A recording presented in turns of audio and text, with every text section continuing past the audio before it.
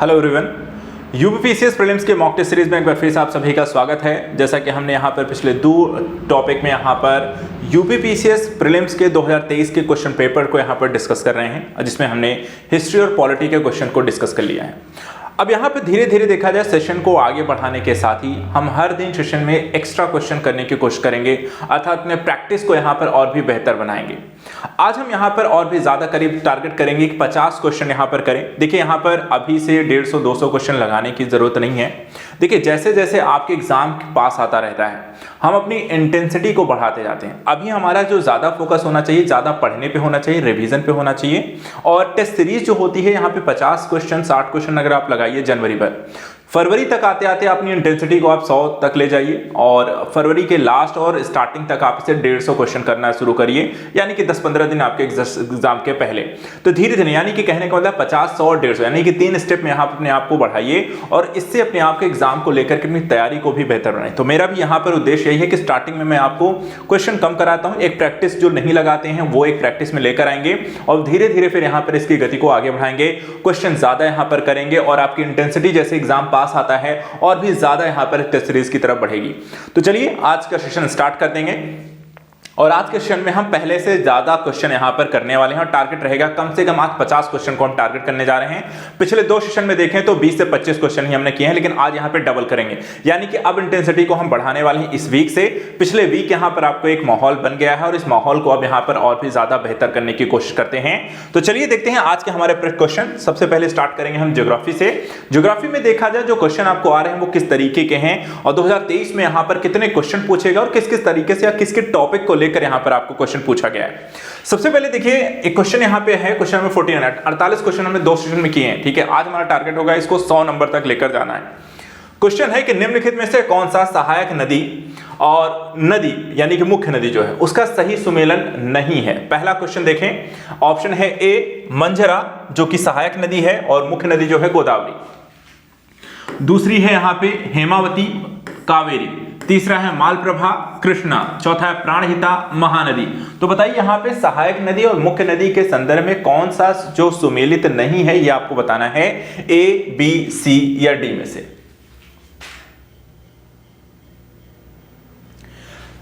इस क्वेश्चन में अगर हम देखें, जब हम नदियों के बारे में पढ़ते हैं तो एक चीज यहां पे ध्यान रखिएगा, नदियां एक ऐसा टॉपिक है जो कि आपको सिर्फ भारत की ही नदियां नहीं बल्कि आप यहां पर जैसे यूपीपीसीएस का एग्जाम है तो यूपी के संदर्भ में, भारत के संदर्भ में और विश्व के संदर्भ में, इन तीनों ही स्तरों पर आपको नदियों से रिलेटेड क्वेश्चन आता ही आता है। एक ऐसा टॉपिक ज्योग्राफी के जहां पे आपको 100% एक क्वेश्चन, दो क्वेश्चन या इससे ज्यादा क्वेश्चन भी आपको देखने को मिल सकते हैं, इसलिए इसे यहां पर अच्छे से जरूर पढ़ के जाइए। एक चीज और यहां पे देखिएगा, विश्लेषण करने के दौरान आपको किस तरीके के क्वेश्चन यहां पर नदियों से लेकर पूछे गए, जैसे कि नदियों के साथ साथ सहायक नदियों को लेकर के क्वेश्चन है।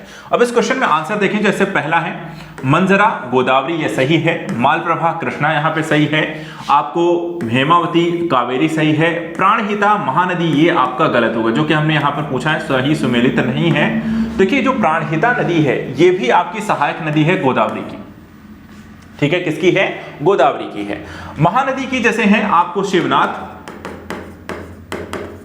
ईब, मांड। ठीक है, तो ये कुछ सहायक नदियां हैं जो महानदी की है। महानदी अगर हम देखें सिहावा सिंह पहाड़ आपको पहाड़ियों से निकलती है, तो यहां पर आपको इसकी जो सहायक नदियां हैं वो यहां पर आपको गलत लिखा हुआ है। प्राणहिता के संदर्भ में भी ध्यान रखना है हमें, ये इसकी सहायक नदी है, गोदावरी की है, मंजरा भी और प्राणहिता भी। तो ये पहले क्वेश्चन का हमारा आंसर है, एक चीज यहां पे हम ध्यान रखेंगे। दूसरा देखिए एक और क्वेश्चन है जो कि नदियों से रिलेटेड, देखिए लगातार दूसरा क्वेश्चन है जो नदियों पर है। अब इसमें इन्होंने क्या पूछा, निम्नलिखित में से किस स्थान पे अलकनंदा एवं भागीरथी नदी जो है वो मिलती हैं। ऑप्शन देखें, विष्णु प्रयाग है, कर्णप्रयाग है, रुद्रप्रयाग है और देवप्रयाग है। अब आपको ये बताना है, जब भी हम यहाँ पे देखिए ये जो क्वेश्चन आता है ये आपको गंगा नदी के बारे में जब हम पढ़ना शुरू करते हैं, ठीक है, गंगा नदी के साथ साथ इस पूरे तंत्र को हम पढ़ते हैं गंगा नदी तंत्र। गंगा नदी तंत्र के बारे में यहाँ पर मैंने एक वीडियो भी बनाया था जिसमें हमने इन सारी चीजों को अच्छे से डिटेल से विद मैप यहाँ पे समझा था।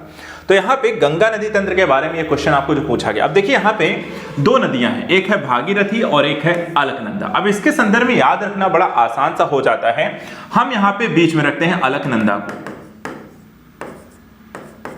ठीक है, अलकनंदा जो होती है ये आपकी एक नदी हो गई। अब इन्होंने पूछा है कि कहाँ भागीरथी नदी जो है वो अलकनंदा मिलती कहाँ पे है। अब देखिए यहाँ पे विष्णुप्रयाग है। विष्णुप्रयाग में देखा जाए तो अलकनंदा से जो नदी यहाँ पर आपको मिलती है वो होती है धौलीगंगा, ठीक है। इसी तरह कर्णप्रयाग में अलकनंदा के साथ जो नदी यहां पर मिलती है वो है पिंडार नदी। फिर रुद्रप्रयाग में देखा जाए जो नदी यहां पर आपको मिलती है अलकनंदा के साथ उसको हम कहते हैं मंदाकिनी। और जो क्वेश्चन का आंसर होगा कि भागीरथी नदी जो देवप्रयाग में देखा जाए तो यहां पे आपको देवप्रयाग में जो नदी यहां पर आपको अलकनंदा के साथ मिलती है उसका नाम है भागीरथी। तो एक चीज बहुत बड़ी कॉमन है, कॉमन क्या नेम है? अलकनंदा। अलकनंदा देखा जाए तो चारों प्लेसेस पे यहां पर आपको है जहां पे एक तरीके से मिलती है, लेकिन जो नदियां इनसे मिल रही हैं वो यहां पे अलग हैं बस। तो इस चीज को हमें ध्यान रखना। अलकनंदा देखिए कॉमन है कहां पर? विष्णुप्रयाग में धौलीगंगा, कर्णप्रयाग में पिंडार नदी, रुद्रप्रयाग में मंदाकिनी और देवप्रयाग में भागीरथी। अब यहां पर जो भी क्वेश्चन आपको आएगा तो इसे याद रखना एक थोड़ा सा आसान आपको हो जाएगा। चलिए अगले क्वेश्चन पे यहां पे आते हैं। क्वेश्चन नंबर यहां पे देखिए 51 क्या कहता है? निम्नलिखित में से लेटेराइट मिट्टी के विषय में कौन सा कथन सही है? ठीक है, पहला है यह मिट्टी उच्च तापमान एवं भारी वर्षा वाले क्षेत्रों में विकसित होती है। दूसरा, इस मिट्टी में लौह ऑक्साइड एवं एल्यूमिनियम की यहां पर आपको कमी पाई जाती है। नीचे दिए गए कूट में से सही उत्तर का आपको चयन करना है। ऑप्शन देखें, केवल एक सही है, केवल दो सही है, सी कहता है एक और दो दोनों सही है, और डी कहता है ना तो एक और ना ही दो। ठीक है, तो इस क्वेश्चन का यहां पे आंसर बताएं। क्वेश्चन नंबर 51 का यहां पे आंसर क्या होगा?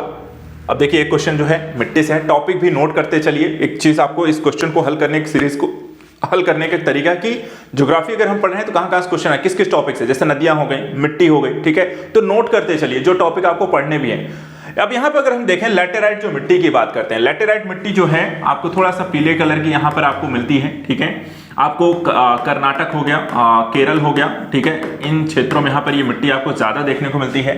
और इस क्षेत्र का अगर आप मौसम देखें इन क्षेत्रों में तो आपको ह्यूमिडिटी जो होती है, भारी वर्षा के कारण एक ह्यूमिडिटी आपको देखने को मिलेगी और उच्च तापमान की एक स्थिति भी आपको देखने को मिलती है। यानी कि पहला जो ऑप्शन यहां पर है वो आपका सही है। लेकिन इस तरह की मिट्टी में एक चीज की आपको हमेशा यहां पर देखा जाए जो बेहतर होती है वो है कि इस मिट्टी में आपको लौह ऑक्साइड और एल्यूमिनियम की कमी नहीं होती बल्कि अधिकता होती है। ठीक है, कमी किस चीज की होती है? कैल्शियम की। ठीक है, कैल्शियम जैसे जो तत्व होते हैं वो लैटेराइट मिट्टी में यहां पर इसकी कमी पाई जाती है, लेकिन लौह ऑक्साइड और एल्यूमिनियम की देखा जाए तो यहां पे आपको अधिकता पाई जाती है। तो इस संदर्भ में इस क्वेश्चन का जो आंसर है यानी कि पहला सही है, दूसरा इसमें से गलत हो जाएगा, तो केवल एक यहां पे आंसर आपका सही होगा, तो कूट हो जाएगा आपका केवल एक, यानी कि ए आंसर। अगला क्वेश्चन देखिए यहां पे है क्वेश्चन नंबर 52 को ध्यान दीजिएगा।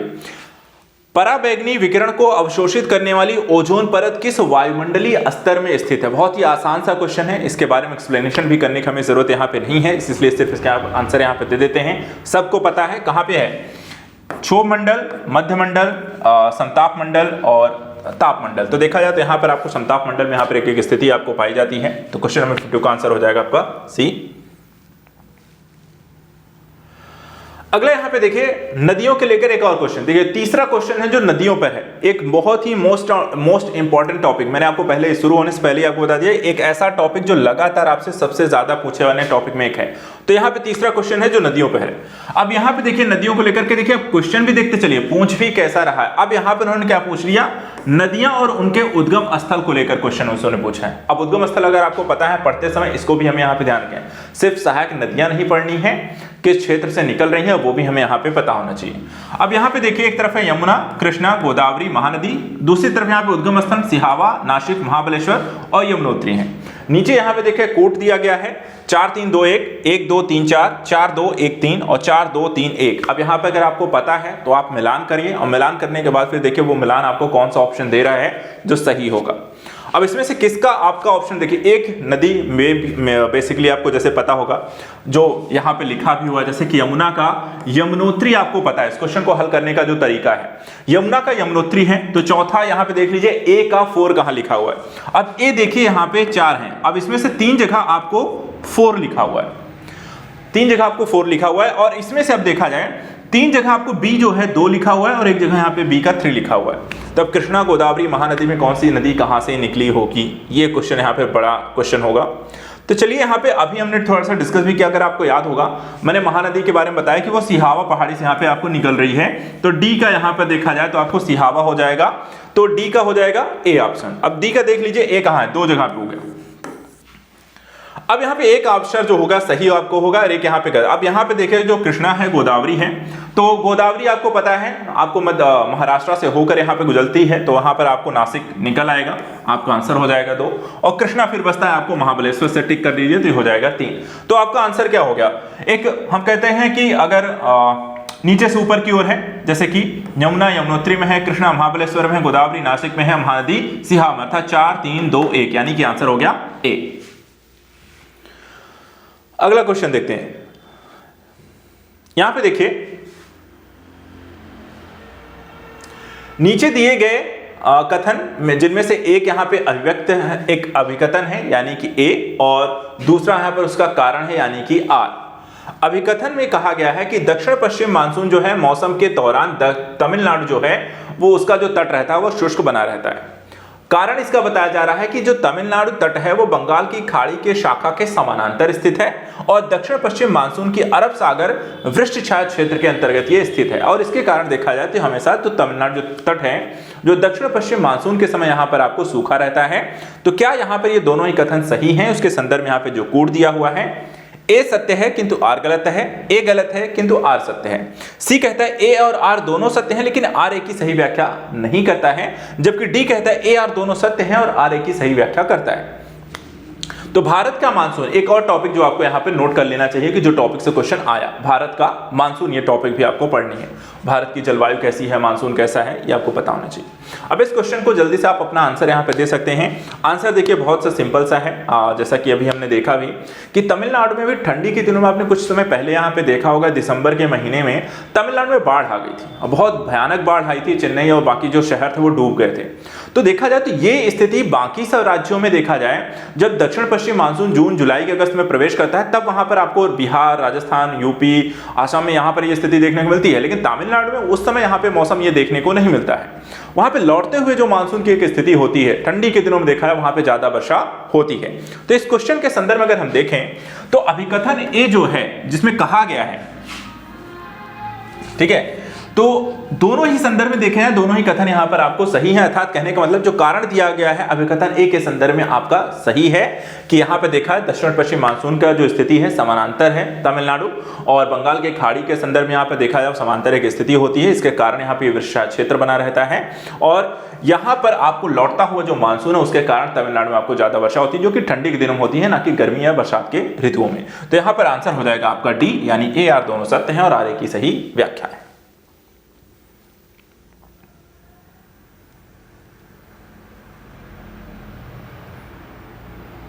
चलिए अगला क्वेश्चन देखते हैं।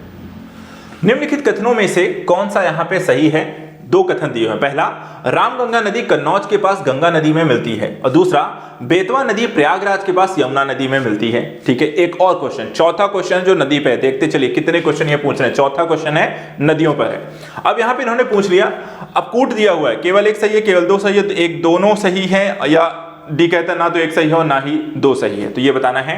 दो नदियां हैं, देखिए ये भी एक तरीके का सहायक नदियां हैं, और मिलने वाले मिलन क्षेत्र, जो मुख्य नदियों का मिलन क्षेत्र कहां पे है, उनसे लेकर एक क्वेश्चन उन्होंने पूछ रखा है। एक रामगंगा के बारे में, एक बेतवा नदी के बारे में है। तो इन दोनों नदियों के संदर्भ में आपको कहां पर, किस स्थान पर ये मिल रही है, वो आपको इसमें बताना है। चलिए इस क्वेश्चन का आज देखिए। क्वेश्चन यहाँ पे रामगंगा नदी है, या हम बेतवा नदी की बात करते हैं, दोनों ही संदर्भों में देखें। जैसे कि इन्होंने कहा कि जो रामगंगा नदी है ये कन्नौज के पास गंगा नदी में मिलती है, ये कथन यहाँ पर आपका सही है। दूसरा जो कथन यहाँ पे उन्होंने दिया है, बेतवा नदी प्रयागराज के पास यमुना नदी मिलती है, ये कथन यहाँ पर आपका गलत है। बल्कि बेतवा नदी प्रयागराज में ना मिलकर कहाँ मिलती है, हमीरपुर में। ठीक है, हमीरपुर में के पास यहाँ पर आपको यमुना नदी में आपको मिलती है। तो बेतवा जो होती है वो किसकी यहाँ पे सहायक नदी है, यमुना की हो गई। रामगंगा जो होती है किसकी है, तो गंगा नदी की हो गई। तो इस संदर्भ में ये भी दोनों कथन आपको ध्यान रखना है। और इसमें देखें तो आपका एक सही है, दूसरा यहाँ पे गलत हो जाएगा, यानी केवल एक आपका राइट आंसर है। तो 55 का आप यहाँ पे क्या टिक कर लेंगे, ए इसका राइट आंसर है। एक और क्वेश्चन यहाँ पे देखिए, यूपी विशेष लेकर है, लेकिन है ज्योग्राफिकल क्वेश्चन है। यूपी से विशेष को लेकर भी कितने क्वेश्चन है वो भी आप नोट कर सकते हैं। अब यहाँ पे देखिए क्वेश्चन जो है एनवायरमेंटल बेसिस भी यहाँ पर आपको देख सकते हैं। पूछा गया कि चंद्रप्रभा वन्यजीव अभ्यारण्य उत्तर प्रदेश के किस जनपद में स्थित है। ठीक है, यहाँ पे ऑप्शन देख लें, सोनभद्र है, चंदौली है, बहराइच है और लखीमपुर खीरी है। तो ये बताना है क्वेश्चन नंबर 56, चंद्रप्रभा वन्यजीव अभ्यारण्य ये कहाँ स्थित है, सोनभद्र, चंदौली, बहराइच या लखीमपुर खीरी के संदर्भ में।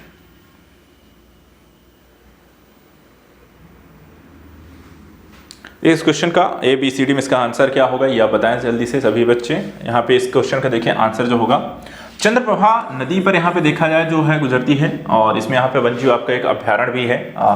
साथ ही अगर हम देखें तो वाराणसी के निकट आपको पड़ता है चंदौली।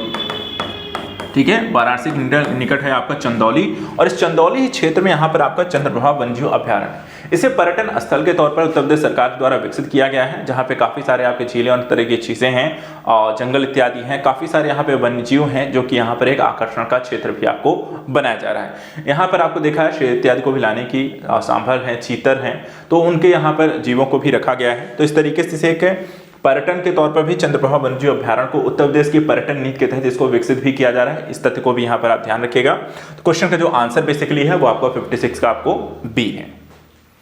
अगला क्वेश्चन देखते हैं। अब यहां पे देखिए 57, 58 एक क्वेश्चन आपको आया है जो दर्रों को लेकर के पूछा गया है। ये भी एक ऐसा टॉपिक है जो कि काफी बार एग्जाम में आपको पूछा जाता है, दर्रे। अब यहां पर देखिए क्वेश्चन पूछा क्या है, पहले एक दर्रा है, दूसरी तरफ राज्य या केंद्र शासित प्रदेश है। अब ये बताना है कि क्या ये सही सुमेलित है। जैसे पहला है अखिल दर्रा है, अखिल दर्रा जो अरुणाचल प्रदेश में है, दीफू दर्रा लद्दाख में, नीति दर्रा उत्तराखंड में, माना दर्रा हिमाचल प्रदेश में। तो आपको यह बताना है इनमें से कौन सा जो दर्रा है वो सही सुमेलित है, यानी कि 4 में से 3 गलत है, एक ही सही है, तो सही कौन सा है वो आपको पहचानना है। 57 का यहां पे बताएं A, B, C या D में से इसका राइट आंसर क्या होगा, कौन सा दर्रा यहां पर जो है राज्य यानी केंद्र शासित प्रदेश में आपको सही सुमेलित है। चलिए यहां पर हम बात करें सबसे पहले तो नीति जो दर्रा है इसका जो राइट आंसर होगा वो सही है। इसमें नीति दर्रा जो है उत्तराखंड में आपको पड़ता है, करीब 5000 मीटर की ऊंचाई पर यहाँ पर स्थित है और आपको तिब्बत के साथ यहाँ पर ये लिंक भी आपको करता है उत्तराखंड को। दूसरी तरफ ये जो तीनों गलत हुए हैं, जैसे कि माना जो दर्रा है ये आपको उत्तराखंड में ही पड़ता है। ठीक है,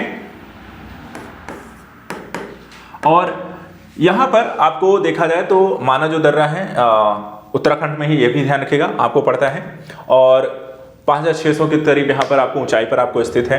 दूसरी तरफ अगर हम देखें अघिल और दीफू के बारे में तो ये दोनों उल्टे हैं, यानी कि अघिल जो है वो आपको लद्दाख में है और दीफू जो है वो अरुणाचल प्रदेश में है। अघिल की बात करें ये लद्दाख में जो आपको यहाँ पर पड़ता है, जम्मू कश्मीर के, यानी कि लद्दाख जो है केंद्र शासित प्रदेश, यहाँ पर आपको अघिल ये आपको पड़ता है। और दूसरी तरफ अगर हम देखें जो आपका दीफू दर्रा है जो कि आपको अरुणाचल में पड़ता है, इसकी एक इंपॉर्टेंस के संदर्भ से ध्यान रखिएगा, ये एक ट्राई जंक्शन पे है, ये इसकी एक इंपॉर्टेंस है। ठीक है, दीफू जो है कहां पे है, ट्राई जंक्शन। ट्राई जंक्शन किन देशों का, यानी ट्राई का मतलब है त्रिकोण पर, त्रिकोण में है इंडिया, चाइना और म्यांमार। इन 3 देशों के कह सकते हैं कि एक ऐसा क्षेत्र जहां पर आपको जाने का रास्ता ये क्रिएट करता है, वो दीफू आपको अरुणाचल प्रदेश में यहां पर आपको मिलता है।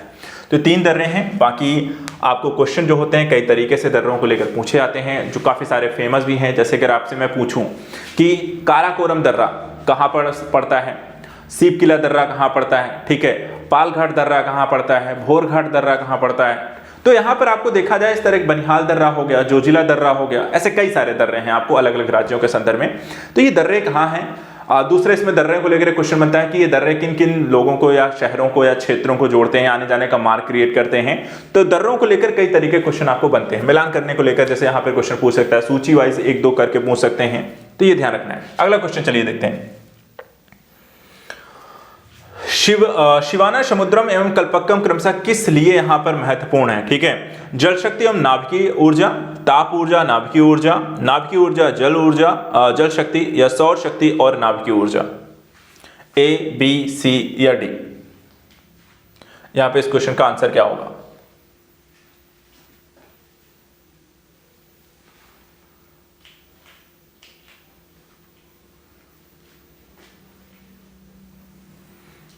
देखिए इस क्वेश्चन का आंसर यहाँ पे शिवाना समुद्रम कल्पक्कम नाभिकीय ऊर्जा और जल शक्ति के संदर्भ में यहाँ पर आपको फेमस है और यहाँ पर दो बड़ी परियोजनाओं के संदर्भ में काम किया गया। कल्पक्कम इसमें ज़्यादा यहाँ पे फेमस क्यों हुआ था, एक समय में अगर आपको याद होगा कि कल्पक्कम में जब नाभिकीय संयंत्र लगाने की बात हुई थी, तमिलनाडु बेसिकली ये पढ़ते हैं, और यहाँ पर काफ़ी विरोध हुआ था और पर्यावरण को लेकर के यहाँ पर इसको काफ़ी ज़्यादा विरोध हुआ था, लेकिन अंततः यहाँ पर आपको इसकी स्थापना की गई नाभिकीय ऊर्जा यहाँ पर आपको काम करने के संदर्भ में। तो इस क्वेश्चन का यहाँ पर आंसर ध्यान रखिएगा। इसके बाद आता है क्वेश्चन नंबर 59, एक और क्वेश्चन जो कि उत्तर प्रदेश बेसिस यहाँ पर आपसे पूछा गया है। अब यहाँ पे देखिए क्वेश्चन है कि उत्तर प्रदेश के संदर्भ में निम्नलिखित कथनों पर विचार कीजिए। अब वन क्षेत्रफल को लेकर ये क्वेश्चन है, जैसे कि राज्य के कुल भौगोलिक क्षेत्रफल का लगभग 12.8% यहाँ पर वन है और जौनपुर, गाजीपुर, बलिया जिलों में कोई वन भूमि यहाँ पर नहीं है। नीचे दिए गए कोड में से सही उत्तर का चयन कीजिए। पहला है केवल एक सही है, बी कहता है एक और तो दोनों सही है, सी कहता है केवल दो सही है और डी कहता है ना तो एक सही है और ना ही दो सही है। तो उत्तर प्रदेश की वन रिपोर्ट 2021 के संदर्भ में अगर हम देखें तो यहाँ पर जो डेटा अब तक यहाँ पे लेटेस्ट आपको आया हुआ है, उस हिसाब से अगर आपके डेटा के हिसाब से इस क्वेश्चन का आंसर अगर आप दें तो 17 का भी आपने पढ़ा होगा, 21 का भी अगर देखा होगा, लेकिन फिर भी जो डेटा है उस हिसाब से इसका आंसर क्या है, ए बी सी डी। यहाँ पर देखें तो कौन सा इसका राइट आंसर है। सबसे पहला देखिए इसमें दो चीजें हमें बस ध्यान रखनी है और ये एक फैक्ट डेटा है। सबसे पहली चीज देखिए, हमेशा इस तरह क्वेश्चन में ये जो परसेंटेज वाइज क्षेत्रफल डेटा पूछा जाता है, इस पर गौर करिए। कई बार यहीं पे आपको बाकी सारी चीजें जो लिखी होती हैं सही होता है, बस एक नंबर्स जो होते हैं वो गलत होते हैं। जैसे यहाँ पे नंबर्स ही गलत हैं, यहाँ पे 12.8 नहीं बल्कि 6.8% है। और दूसरा जो कथन है अपने आप में यहाँ पे इन्होंने सही लिखा हुआ है कि जौनपुर, गाजीपुर, बलिया ऐसे जिले हैं जहाँ पे कोई वन भूमि नहीं है। तो क्वेश्चन का हमारा आंसर हो जाएगा, पहला यहाँ पे गलत हो गया, दूसरा हमारा सही है, तो केवल यहाँ पर आपको 2 यानी कि सी आंसर इसका राइट आंसर होगा। सही यहाँ पे देखिए कितना है, 6.8% है। अगला क्वेश्चन देखते हैं, निम्नलिखित में से कौन सा बंदरगाह देश सही सुमेलित नहीं है। ठीक है, आपको बताना है कौन सा बंदरगाह और उसका कौन सा यहाँ पर देश, क्या वो दोनों सही लिखे हुए हैं। जैसे कि यहाँ पे है ए रॉटरडम नीदरलैंड, बी लिखा हुआ है इगारका चीन, सी है मोंटेविडियो उरुग्वे और डी है जकार्ता इंडोनेशिया। तो आपको बताइए इन चार में से एक कौन सा है जो गलत है और आपका वही यहाँ पे आंसर होगा। कुछ का नाम अगर आप, जैसे कि एक तो आपको क्लियर ही है जकार्ता इंडोनेशिया का है, ये तो सही है। अब बचे 3, रॉटरडम, मोंटेविडियो, इगारका। रॉटरडम भी आपकी काफ़ी फेमस है, वैसे इसके बारे में पता होगा आपको, नीदरलैंड में पड़ता है। अब आपके पास 2 ऑप्शन है, मोंटेविडियो और इगारका। अब इसमें से एक होगा जो आपका आंसर है और वो क्या होगा, देखिए मोंटेविडियो जो है ये भी आपका सही है, सुमेलित है। रॉटरडम नीदरलैंड, मोंटेविडियो उरुग्वे और जकार्ता देखा जाए तो आपको इंडोनेशिया पड़ता है। लेकिन यहाँ पे इगारका जो आपका बंदरगाह है, ये बंदरगाह आपको चाइना में नहीं है बल्कि रशिया का बंदरगाह है। तो इस चीज को यहाँ पे ध्यान किया। देखिए इस तरह फैक्ट है। अब यहाँ पे बंदरगाहों को लेकर के भी क्वेश्चन आपको आता है। जैसे भारत के संदर्भ में कई सारे क्वेश्चन आपको पूछे गए, क्वेश्चन का आंसर मैं आपसे क्वेश्चन जानना चाहूंगा, आप सभी इसका कमेंट में आपको आंसर दीजिए। जो कि भारत के प्रमुख बंदरगाह कितने हैं, वर्तमान समय भारत में कितने अंतरराष्ट्रीय बंदरगाह हैं। ठीक है, अंतरराष्ट्रीय कितने बंदरगाह हैं। और दूसरा क्वेश्चन ये भी आपको बताना है कि भारत के पश्चिमी तट पर कितने बंदरगाह हैं और भारत के पूर्वी तट पर कितने यहाँ पर अंतरराष्ट्रीय बंदरगाह हैं। ये भी आपको अलग अलग इसका बताना है। ये क्वेश्चन आपको पूछा जाता है। एक क्वेश्चन और आपको इसमें पूछा जाता है, जैसे कि उत्तर से दक्षिण की ओर या दक्षिण से उत्तर की ओर, यहाँ पर पश्चिमी तट पर या पूर्वी तट पर यहाँ पे बंदरगाहों का क्रम बताइए।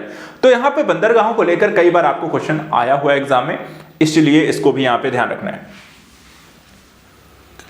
अगला चलते हैं। अब यहाँ पे देखिए जलधाराओं को लेकर एक ऐसा टॉपिक जो यहाँ पर आपको काफी सारे क्वेश्चन आपको देखने को मिलते हैं, अलग अलग सालों में 1-2 क्वेश्चन यहाँ पर आता हुआ दिखाई देता है। अब यहाँ पर भी देखा है 2023 में भी इन्होंने क्वेश्चन पूछा, और क्या पूछा है कि निम्नलिखित में से कौन सा कथन सत्य है। ध्यान दीजिए, सत्य, सत्य, असत्य, सही है, नहीं है कथन है, वहां पे एक लास्ट वर्ड जो होता है उसको जरूर ध्यान से दीजिए। पहला है बेंगुला प्रशांत महासागर की एक ठंडी धारा है। बी है यदि सूर्य, पृथ्वी और चंद्रमा एक सीधे में हो तो यहां पर स्थिति होगी वो लघु ज्वार की स्थिति होगी। तीसरा, महासागरी जो लवणता है कर्क एवं मकर रेखाओं पर अधिकतम होती है। और चौथा देखा जाए तो पृथ्वी प्रतिदिन ठीक 12 घंटे 30 मिनट बाद ज्वार यहां पर आता है। अब आपको ये बताना है, देखिए मैंने कुछ हाईलाइटेड कर दिए हैं जहां पर आपको ध्यान रखनी है, ठीक है। अब ये बताना है कि इन 4 में से कौन सा कथन है जो सही लिखा हुआ है, 3 इसमें से गलत है। गलत भी देखा है तो एक सिंपल सा वर्ड यहाँ पे गलत होगा, एक छोटी सी बात गलत होगी और वही गलती आपको पहचाननी है। टेस्टिंग यहाँ पे आपके नॉलेज की नहीं है, टेस्टिंग साथ साथ यहाँ पर आपको छोटी सी गलतियों को पहचानने की भी है। कितना एक सूक्ष्म विश्लेषण आपका कितना है वो भी यहाँ पर होता है। देखिए आईएएस पीसीएस की परीक्षाओं में आपके लिए यहाँ पे देखिए नॉलेज आपके पास है, ऐसा नहीं कि आपने जलधाराओं के बारे में पढ़ा नहीं होगा या मकर रेखा या ज्वार भाटा के बारे में पढ़ा, लेकिन एक सूक्ष्म विश्लेषण के तौर पे एक छोटी सी यहाँ पर अगर हम उसमें चेंजेस लाते हैं, उसमें कितना किस तरीके से होता है, एक डिटेलिंग पर कितना आपने ध्यान दिया है, वो एक तरीके से चेकआउट भी होती है इस एग्जाम में। अब इसमें अगर हम देखें जो मैंने हाईलाइटेड पार्ट किए हैं वहीं पर आपकी एक गलतियां हैं और वहीं आपका सही भी है। इसका आंसर जो सही है वो मैं पहले बता दूं। पहला ये है आंसर, क्वेश्चन होगा सी यहाँ पर सही है। महासागरीय जो लवणता है कर्क एवं मकर रेखाओं के जो पास होती हैं वहां पे आपको अधिकतम है, और जैसे ही आप कर्क मकर रेखाओं से आप ध्रुवों की ओर बढ़ते जाते हैं महासागरों में जो लवणता होती है वो धीरे धीरे आपको कम होती जाती है, ठीक है। अब बाकी आते हैं ए, बी और डी पर, इनमें गलत क्या है। जैसे बेंगुला जो है प्रशांत महासागर की एक ठंडी धारा है, तो इसमें 2 चीजें ध्यान रखें, महासागर गलत है या ठंडी धारा गलत है। तो देखिए ठंडी जलधारा है ये तो आपको सही है, लेकिन प्रशांत महासागर नहीं बहती। कहां बहती है? ये आपको अंध महासागर, जो कि आपको अफ्रीका महाद्वीप के आपके और इधर आपको पश्चिमी उत्तरी और दक्षिणी अमेरिका के मध्य यहाँ पे जो एक स्थिति है, अंध महासागर की स्थिति है, वहां पर आपको बेंगुला जलधारा बहती है। दूसरा यहाँ पे देखिए, यहाँ पे क्या गलत है, इन्होंने कहा कि सूर्य पृथ्वी चंद्रमा जब एक सीध में होंगे तो लघु ज्वार की स्थिति होगी। जी नहीं, लघु ज्वार की स्थिति होगी जब सूर्य पृथ्वी अतः चंद्रमा एक सीध में ना होकर बल्कि सूर्य और चंद्रमा यहाँ पे पृथ्वी के समकोण की एक स्थिति में होते हैं, तो यहाँ पर ये स्थिति बनती है। इसी तरह तीसरा जो लिखा हुआ है, पृथ्वी पर प्रतिदिन ठीक 12 घंटे 30 मिनट बाद ज्वार आता है। अब यहाँ पे देखिए ये अगर वर्ड यूज नहीं किया होता है, ठीक 12 बजे, ठीक नहीं है, बल्कि ये 12 घंटे 26 मिनट पे है। आसपास लिखा हुआ है, लगभग लिखा होता तो ये क्वेश्चन सही हो सकता है, लेकिन उन्होंने कहा ठीक, तो 12 घंटे 30 मिनट बाद यहाँ पे ज्वार नहीं आता बल्कि 12 घंटे 26 मिनट। और भाटे की स्थिति जो होता है 6 घंटे, आपको 6 घंटे के बाद 6 घंटे 13 मिनट 6 घंटे 20 मिनट के बाद यहाँ पर आपको भाटे की स्थिति, ज्वार भाटा दोनों चीजें आती हैं, तो ये चीज हमें यहाँ पे ध्यान रखनी है। तो क्वेश्चन नंबर 61 का आंसर हो जाएगा आपका सी। क्वेश्चन नंबर 62 देखते हैं, संयुक्त राज्य अमेरिका तथा मेक्सिको के बीच सीमा स्थित नदी कौन सी है? ठीक है, कौन सी कहने का मतलब है कौन सी नदी है जो संयुक्त राज्य अमेरिका और मेक्सिको की यहाँ पर प्राकृतिक सीमा का निर्धारण करती है? मिसिसिपी, रियो ग्रांडे, अमेजन और कोलोराडो। ए, बी, सी या डी, इसमें से राइट आंसर इसका क्या होगा? 62 का ए, बी, सी, डी में इसका राइट आंसर क्या है?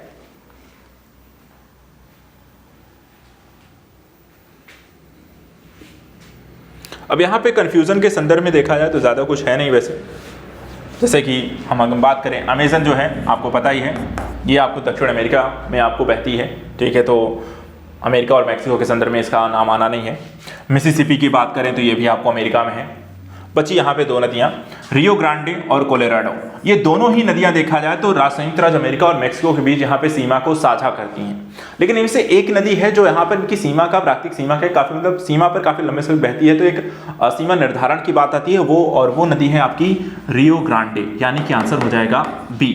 तो रियो ग्रांडे एक नदी है और कोलोराडो नदी है, दोनों ही नदियां जो है, ध्यान रखिएगा, दोनों ही नदियां संयुक्त राज्य अमेरिका और मैक्सिको की सीमा साझा करती हैं, लेकिन सीमा का निर्धारण करती है, प्राकृतिक विभाजन करती है, उस नदी का नाम यहां पे रियो ग्रांडे है।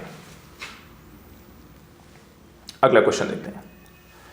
अब यहां पे देखिए क्वेश्चन आपको टॉपिक से आया रेगिस्तान को लेकर के, ठीक है। रेगिस्तान टॉपिक को लेकर क्वेश्चन इन्होंने क्या पूछा कि निम्नलिखित रेगिस्तानों पर विचार कीजिए तथा उन्हें उनके आकार के बढ़ते क्रम में, ध्यान रखिएगा, आकार के बढ़ते क्रम में व्यवस्थित कीजिए। अब यहां पे देखिए, यानी कि छोटे से सबसे बड़े की ओर, ग्रेट सैंडी, अरेबियन, सहारा और गोबी, ये इन्होंने 4 मरुस्थल आपको दिए हैं। अब यहाँ पे नीचे आपको कूट दे दिया गया है 1 2 4 3, 2 1 3 4, 1 4 2 3 या 2 1 4 3। अब आप ये बताइए सबसे बड़ा मरुस्थल कौन सा है, सबसे छोटा कौन, और सबसे छोटे से बड़े की ओर आपको जाना है। 4 ऑप्शन है, ग्रेट सैंडी, अरेबियन, सहारा और गोबी।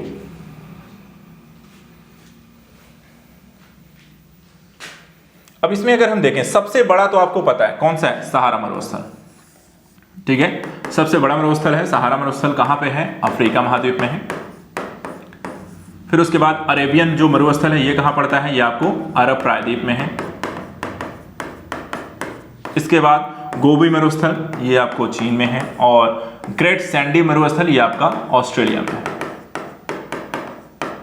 अब यहां पे अगर हम देखें सबसे बड़े की अगर आप बात करते हैं तो इसमें सबसे बड़ा तो मरुस्थल कौन सा है, सहारा है। दूसरा सबसे बड़े की बात करें तो यहां पर अरेबियन हो गया, तीसरा सबसे बड़ा आपका गोबी हो गया, और चौथा सबसे बड़ा आपको ग्रेट सैंडी हो गया। यानी हमें छोटे से बड़े की ओर जाना है, तो यानी कि हमारा पहला जो ऑप्शन यहां पे हो जाएगा 1, ठीक है। तो यहां पे आपका 1 आ गया, उसके बाद दूसरा यहां पे चौथा आ गया, चौथे के बाद फिर दूसरा आ गया, और दूसरे के बाद फिर यहां पे तीसरा है, यानी कि आंसर हो जाएगा आपका सी, पहला चौथा दूसरा तीसरा। तो यहां पर ये आपका आंसर होना चाहिए। इसके अलावा देखा जाए अगर ये गर्म मरुस्थल के साथ साथ हम ठंडे मरुस्थलों को भी जोड़ लें तो सबसे बड़ा यहाँ पर आपको मरुस्थल की बात की जाती है तो अंटार्कटिका का मरुस्थल है, जो शीत और गर्म दोनों को मिला करके होते हैं। तो यहाँ पर आपको अंटार्कटिका सबसे बड़ा हो जाएगा, वो आपको सहारा मरुस्थल से भी बड़ा है, क्योंकि एक तरीके से पूरा महाद्वीप ही देखा जाए तो आपका मरुस्थल है, ठीक है। उसके बाद फिर यहाँ पर आपका सहारा मरुस्थल दूसरे नंबर पे आ जाएगा। चलिए अगला आते हैं क्वेश्चन नंबर 64 पे। क्या है क्वेश्चन? फिलीपाइंस में नारियल और गन्ने की कृषि विकास का श्रेय किसको जाता है? ठीक है, ऑप्शन यहां पे देखिए, फ्रांस वासियों को है, ब्रिटेन वासियों को है, हालैंड वासियों को है, या स्पेन और अमेरिकी वासियों को है। तो ये आपको बताना है। फिलीपींस में नारियल और गन्ने का विकास देखा जाए तो औपनिवेशिक शासनकाल हम जब पढ़ते हैं तो औपनिवेशिक शासनकाल में कई सारे देशों ने एशिया के अलग अलग क्षेत्रों पे यहाँ पे कब्जा कर रखा था और उनको अपना एक उपनिवेश बना रखा था। उन उपनिवेश के दौरान यहाँ पे देखा है तो कई सारी अपनी चीज़ों को वो यहाँ पे ले आते हैं और उगाते हैं, नई फसलों को विकसित भी करते हैं और उसका श्रेय उन्हें जाता है। तो उसी संदर्भ में यहाँ पे फिलीपींस जो था, जो उपनिवेश था, वो किस देश का था और जो उस देश ने ही यहाँ पर उनको ये सारी चीजें कि गन्ने और साथ साथ नारियल के कृषि के विकास को यहाँ पर हेल्प आउट किया है।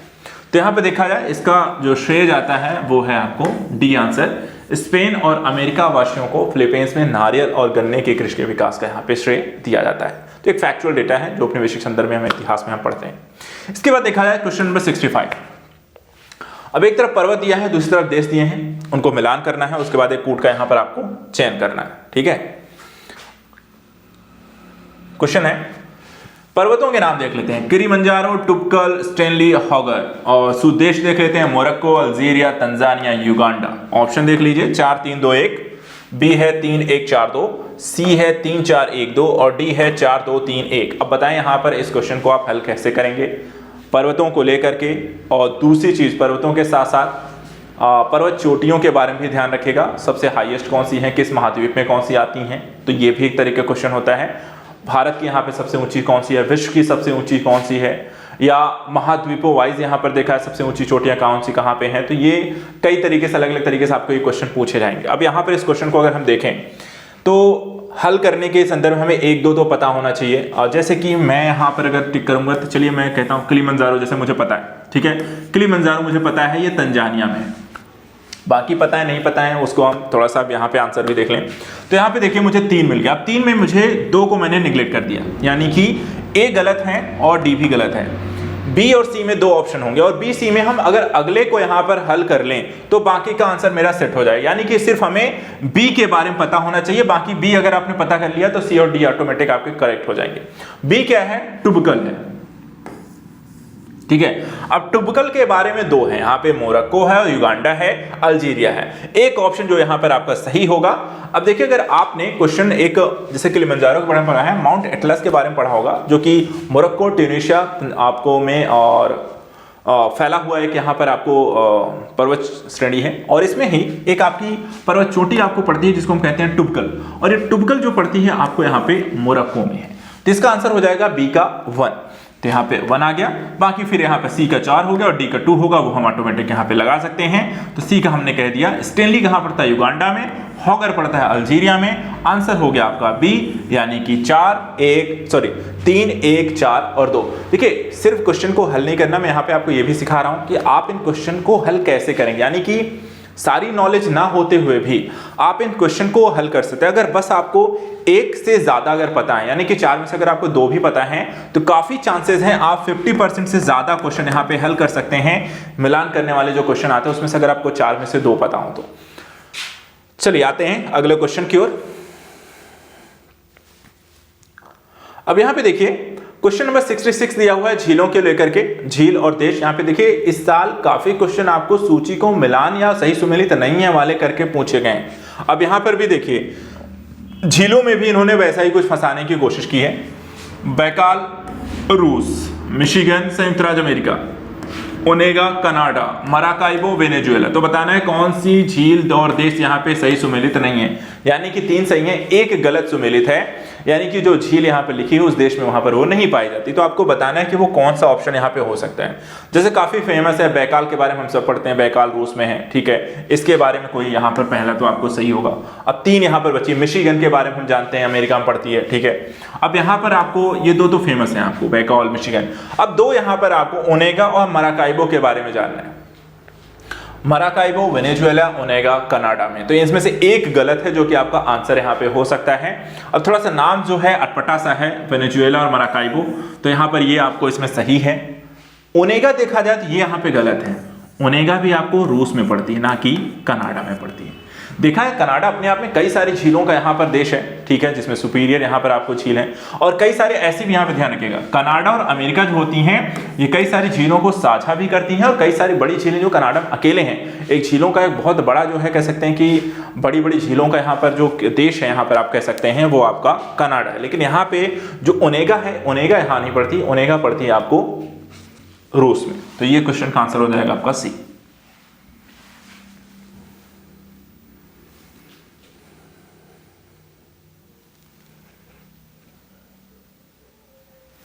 क्वेश्चन नंबर 67 को यहां पे देखते हैं, ठीक है।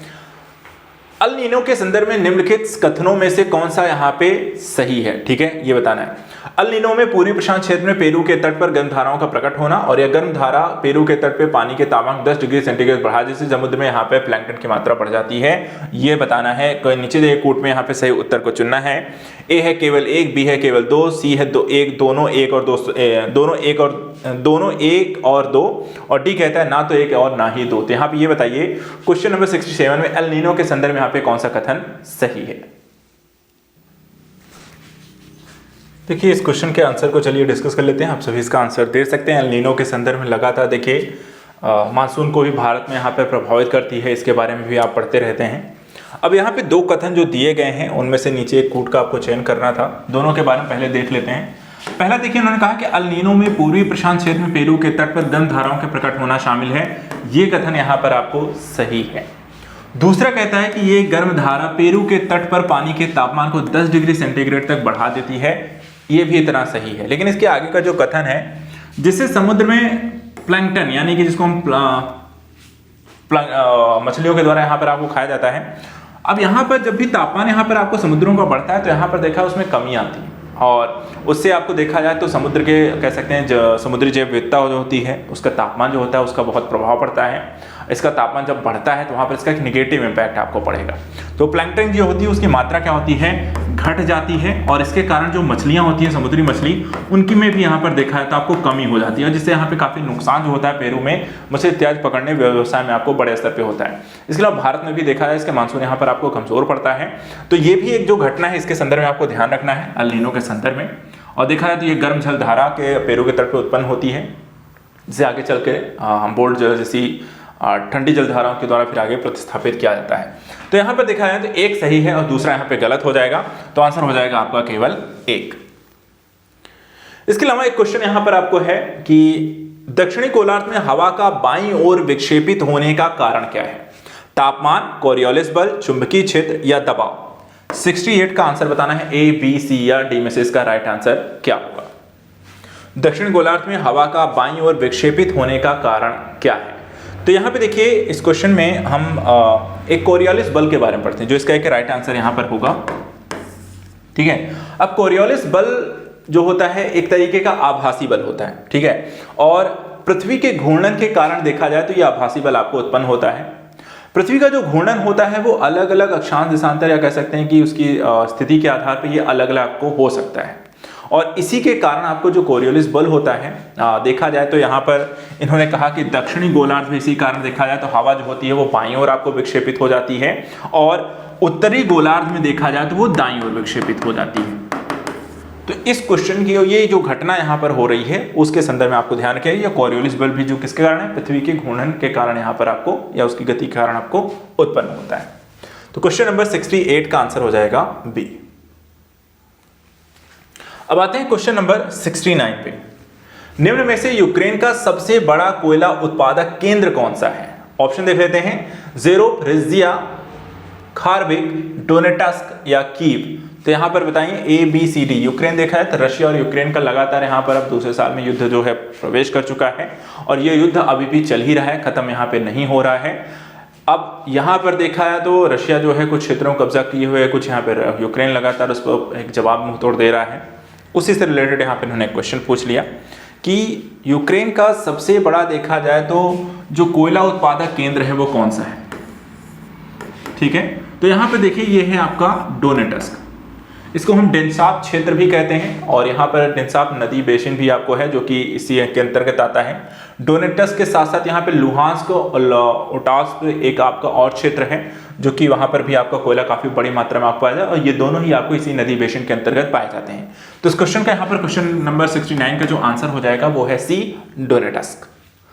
क्वेश्चन नंबर 70 देखिए, माउंट न्यूमेन निम्नलिखित में से किस खनिज के लिए यहाँ पे प्रसिद्ध है? ऑप्शन है लौह अयस्क, मैग्नीज, तांबा या बॉक्साइट। तो कौन सा खनिज जो है आपको माउंट न्यूमेन में यहाँ पर आपको सबसे अधिक मात्रा में आपको पाया जाता है? क्वेश्चन नंबर 70 का आंसर दीजिए ए, बी, सी या डी में से।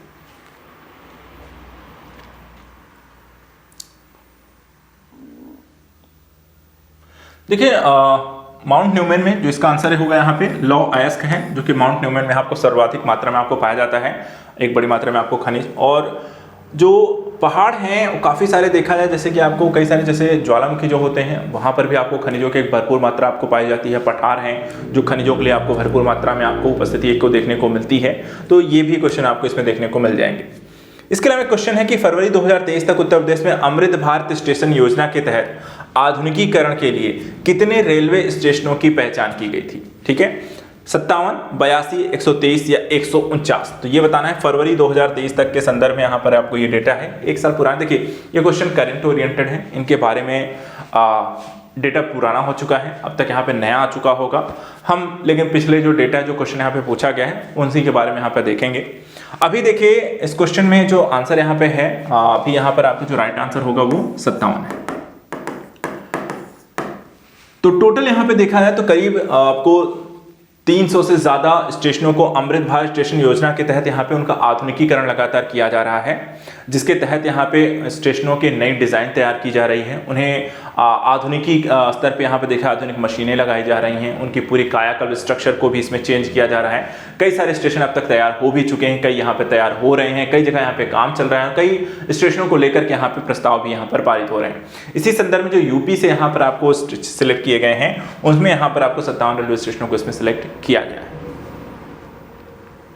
अगले इसमें देखिए दिसंबर 2022 में सुदर्शन प्रहार सैन्य अभ्यास कहां किया गया था? गुजरात, राजस्थान, उत्तर प्रदेश, मध्य प्रदेश। तो यहां पे देखा जाए हर साल आयोजित होने वाले ये जो सैन्य अभ्यास होते हैं, कोई ना कोई क्वेश्चन यहां से आपको एक दो बन ही जाता है। सैन्य अभ्यास एक ऐसा टॉपिक है जिससे हर साल कोई ना क्वेश्चन आना ही आना है। हाँ, ये फिक्स नहीं है कि कौन सा आएगा, लेकिन आना एक ऐसा टॉपिक है जिससे आप 100% श्योर कह सकते हैं यहाँ से क्वेश्चन आने वाला है। एक से ज्यादा भी हो सकता है लेकिन एक मिनिमम होता ही है। अब यहाँ पे देखिए इस क्वेश्चन को यहाँ पे आंसर हो जाएगा राजस्थान। देखिए यहाँ पे पिछले साल का क्वेश्चन है, तो यहाँ पे इनको हम डिटेलिंग पे नहीं जा रहे हैं, इनको बस हम इसका बस आंसर देखते चलते हैं। क्वेश्चन नंबर 73 जहाँ पे सब्जेक्ट वाइज होगा उसको हम डिटेलिंग करेंगे, जहाँ पे करंट ओरिएंटेड है हम उसको छोड़ रहे हैं क्योंकि पुराने करंट का पढ़ने का मतलब भी नहीं रहता, अभी साल भर एक साल से ज्यादा का नया जो अपडेटेड होगा उसको हम फिर करंट अफेयर्स की सीरीज में आप उससे कंटिन्यू मेरे साथ पढ़ सकते हैं। अगला क्वेश्चन इसमें है दिसंबर 2022 में जारी सामाजिक प्रगति सूचकांक के अनुसार टियर 1 में निम्नलिखित में से कौन अति उच्च सामाजिक प्रगति में शीर्ष 3 स्थानों पर रहा? अब ये देखिए सूचकांक एक ऐसा टॉपिक है, रिपोर्ट एक ऐसा टॉपिक है जिस पे से आपको क्वेश्चन आता है। ये भी ओल्ड डेटा सूचकांक है, इसको भी कोई इंपॉर्टेंस नहीं है वर्तमान के समय में क्योंकि हर साल सूचकांक आता है उसमें नंबरिंग आपको चेंज हो जाती है। फिर भी इस क्वेश्चन का यहाँ पे आंसर आप दे सकते हैं। पहला है ए है पौंडीचेरी, लक्षद्वीप, गोवा, बी है मिजोरम, हिमाचल प्रदेश, लद्दाख, सी है केरल, नागालैंड, मेघालय, डी है उपयुक्त में से कोई नहीं। तो यहाँ पर आपको ये बताना है, इस क्वेश्चन का यहाँ पे आंसर भी मैं आपको डिस्कस कर दूंगा, बाकी आगे हम देखेंगे। अब देखिए यहाँ पे सामाजिक प्रगति सूचकांक जो है ये नीति आयोग के द्वारा कई स्तरों पे कई अलग अलग यहाँ पे अब सूचकांक जारी किया जाने लगा है जो भारत के स्तर पे लागू होते हैं। अब इसमें देखा जाए तो कई टीयर 1, टीयर 2, टीयर 3 के अंतर्गत केंद्र शासित और राज्यों की एक सूची दी जाती है कि किस क्षेत्र में किस तरीके की सामाजिक प्रगति चल रही है। अब यहाँ पे देखें तो जो पहला ऑप्शन इसमें जो सही है, पौंडीचेरी, लक्षद्वीप और गोवा, इनका सामाजिक प्रगति जो सूचकांक है वो आपको 65% से ऊपर है यहाँ पर, और ये आपको टीयर 1 के अंतर्गत आपको पहले स्थान पर आया इनका सूचकांक यानी कि इनकी रैंक। क्वेश्चन नंबर 74 देखिए, निसार उपग्रह निम्नलिखित में से किन संगठनों के द्वारा संयुक्त रूप से विकसित किया गया है? ऑप्शन देख लीजिए, इसरो और नासा, ESA और इसरो, ESA और नासा, रोस्कोसमॉस और CNSA। तो यहां पर सबको पता है, इसके बारे में ज्यादा कुछ कहना नहीं है। निसार उपग्रह जो है इसरो और नासा की यहाँ पे एक संयुक्त परियोजना है जो आगे चल करके यहाँ पर इसमें कुछ अपोनेंट्स जो हैं आपको रशिया के अमेरिका के द्वारा, कुछ भारत द्वारा मिलकर बनाए जा रहे हैं। अंतरिक्ष के क्षेत्र में देखा जाए तो भारत अमेरिका के संदर्भ में अंतरिक्ष में एक बेहतर और साझेदारीपूर्ण कार्यों के दृष्टिकोण से निसार उपग्रह को यहाँ पे तैयार किया जा रहा है। इसकी लॉन्चिंग को लेकर भी जल्दी यहाँ पर आपको काम होगा। तो यहाँ पर आपको देखा जाए तो अंतरिक्ष को लेकर के आपके क्वेश्चन आते रहते हैं, करंट ओरिएंटेड हैं, हर साल नए उपग्रह लॉन्च हो रहे होते हैं और वही क्वेश्चन आपको ध्यान रखना है। अगला क्वेश्चन देखिए, जैसे इस साल भी आपको चंद्रयान हो गया, आदित्य L1 हो गए, तो इस साल के एग्जाम में आपको ध्यान रखिए कि ये बड़ी उपलब्धियां हैं भारत की और ये उपग्रह आपको एग्जाम में पूछे जा सकते हैं। खासकर आपको चंद्रयान और आदित्य L1 जैसे अभी एक और उपग्रह यहाँ पर आपको लॉन्च किया गया अभी जनवरी के जस्ट पहले है, आपको एक्सोप्लैनेट ऐसे करके हैं, इसके बारे में डिस्कस करेंगे। फिलहाल यहाँ पे देख लेते हैं केंद्रीय बजट। देखिए बजट भी आपका पुराना हो गया है, आपके एग्जाम से पहले देखा है तो फरवरी में हो सकता है नया बजट भी आपको एक तरीके से, हाँ फुल फ्लेज्ड बजट नहीं होगा, अनुपूरक बजट होगा, तो उससे क्वेश्चन आपको आ सकते हैं। फिलहाल इसमें देखते हैं केंद्रीय बजट 2023-24 के अनुसार अंतरराष्ट्रीय अवसरों के लिए युवाओं को कौशल प्रदान करने के लिए विभिन्न राज्यों में कितने कौशल भारत अंतरराष्ट्रीय केंद्र स्थापित किए जाएंगे? स्टैट बेस्ड क्वेश्चन है करंट में, आपको बस आंसर आपको अगर पता है तो टिक करिए, नहीं तो आप छोड़ भी सकते हैं। ए है 20, बी है 30, सी है 40 और डी है 50। इस क्वेश्चन में यहाँ पे आंसर क्या होगा? ए, बी, सी, डी। देखिए यहाँ पे इस क्वेश्चन का आंसर है, ज्यादा समय नहीं लेते हैं, 30 है। यहाँ पर आप ध्यान रखिएगा केंद्रीय बजट के संदर्भ में जो घोषणा की गई थी उसमें यहाँ पर इसका आंसर होगा 30। एक और क्वेश्चन पुस्तकों को लेकर पूछा जाता है, साहित्य अकादमी पुरस्कार 2022 प्राप्त करने वाले प्रसिद्ध उपन्यास all the lives we never lived के लेखक यहाँ पर कौन है? आंसर ऑप्शन है अनीता देसाई, बी है अनुराधा रॉय, सी है शोभा डे या डी है सुधा मूर्ति। तो आप ये बताइए, ये जो पुस्तक है all the lives we never lived, Sahitya Akademi पुरस्कार जिसने जीता है, लिखा किसने है? ए, बी, सी या डी में से?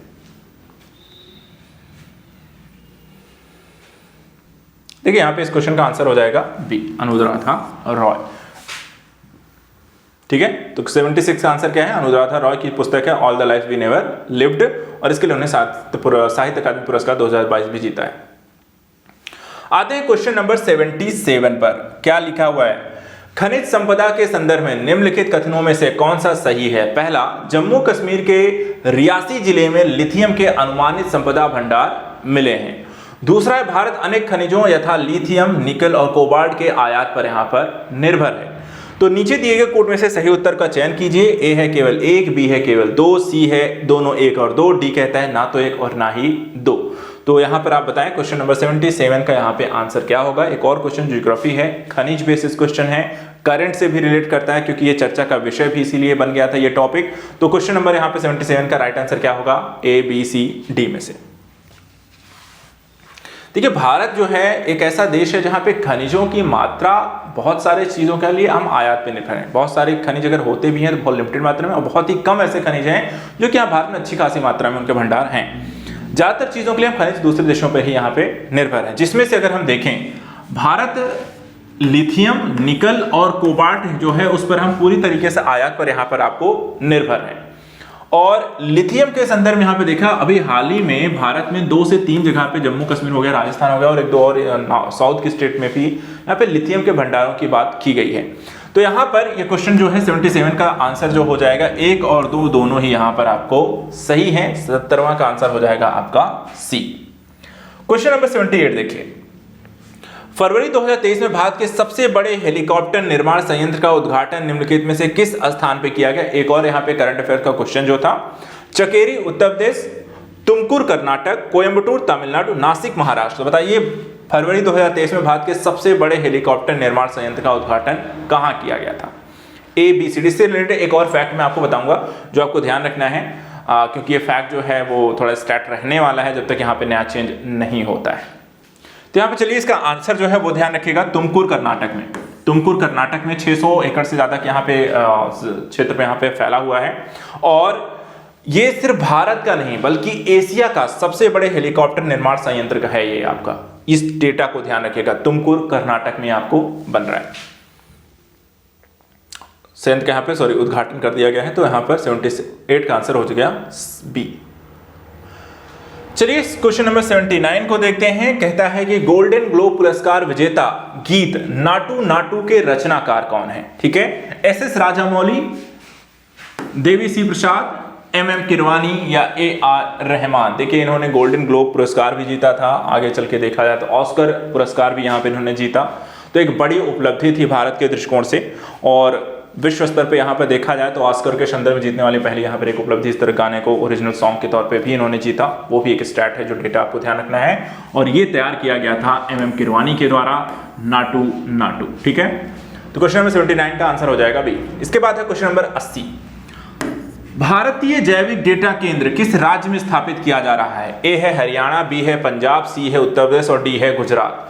तो यहां पे देखा जाए भारत का पहला जैविक डेटा केंद्र किस राज्य में यहां पे स्थापित किया गया है?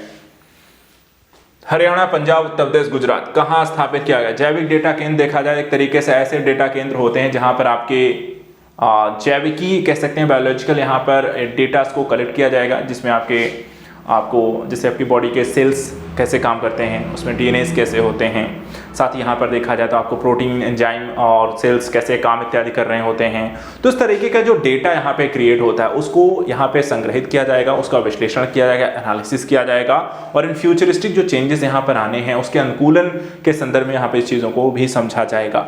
तो यहाँ पर इसको लेकर के हरियाणा में यहाँ पर देखा जाए तो भारतीय जैविक डेटा सेंटर को यहाँ पर खोला गया है। तो इसका आंसर हो जाएगा 80 का यहाँ पर ए। क्वेश्चन नंबर 81 देखते हैं। यहां पे G20 का देखिए सम्मेलन हुआ था, उससे रिलेटेड भी आपको क्वेश्चन में पूछा गया। भारत के G20 प्रतीक चिन्ह के संदर्भ में निम्नलिखित कथनों में से कौन सा यहां पे सही है? ए है प्रतीक चिन्ह में 7 पंखुड़ियों वाला कमल, और दूसरा प्रतीक चिन्ह की 7 पंखुड़ियां 7 महाद्वीपों का प्रतिनिधित्व करती हैं। ए है केवल एक सही है, केवल 2 सही है, दोनों 1 और 2 सही है, ना तो 1 सही है और ना ही 2 सही है। तो बताइए G20 को काफ़ी बड़े स्तर पे काफ़ी महीनों तक यहाँ पर इसको लेकर के तैयारियां चली, काफ़ी महीने यहाँ पर देखा है तो भारत में इसको लेकर सरगर्मियां रहीं, कई सारी यहाँ पे 200 बैठकों का यहाँ पर आपको आयोजन किया गया, और उसी संदर्भ में देखा जाए तो यहाँ पर लोगो, थीम और कई सारी यहाँ पर चीज़ों को आमंत्रित किया गया था। तो उस दौरान यहाँ पर आपको G20 के संदर्भ में एक गौरवशाली क्षण, भारत में पहली बार इसका आपको आयोजन भी हुआ था, और उसका भारत में देखा जाए तो एक तरीके से उसका अध्यक्षता भी कर रहा था। तो यहाँ पे इस क्वेश्चन के आंसर के तौर पे दोनों ही यहाँ पे सही हैं, यानी कि प्रतीक चिन्ह में 7 पंखुड़ियों वाला कमल रहा, और प्रतीक चिन्ह की जो 7 पंखुड़ियां थी 7 महाद्वीपों का प्रतिनिधित्व करती हैं। तो यहाँ पे दोनों यानी कि 1 और 2 यहाँ पर दोनों ही सही है। एक और फैक्ट हमने देखा कि G20 जो बन गया था आपका G21, यानी कि अफ्रीका महाद्वीप को भी यहाँ पर देखा जाए तो एक सदस्य के तौर पे इसमें शामिल किया गया। भारत के प्रस्ताव को यहाँ पे सर्वसम्मति से स्वीकार किया गया था। तो एक बड़ा इंपॉर्टेंट फैक्ट यहाँ पर 81 का आपको देखा जाए तो सी आंसर है। 82 देखते हैं। निम्नलिखित में से किस स्कॉर्पियन श्रेणी की पनडुब्बी को जनवरी 2023 में भारतीय नौसेना में शामिल किया गया? ए है INS वेला, बी है INS वागीर, सी है INS कलवारी और डी है INS करंज। तो ए, बी, सी या डी में से देखा जाए इसका राइट आंसर क्या होगा? देखिए यहाँ पे स्कॉर्पियन जो श्रेणी की पनडुब्बियां हैं, इनमें 6 पनडुब्बियां टोटल बनाई जानी थी, ठीक है। और इन 6 पनडुब्बियों में देखा जाए तो ये जो जनवरी 2023 में यहाँ पे शामिल की गई है, 5वीं पनडुब्बी यहाँ पर आपको शामिल की गई है नौसेना में, और इसके बारे में जो यहाँ पे नाम है वो है INS वागीर है। तो ये आपको इसमें शामिल की गई है। एक यहाँ पे लास्ट आपको और बची है, बाकी यहाँ पर सारी इसमें शामिल कर ली गई है। चलिए अगली देखते हैं।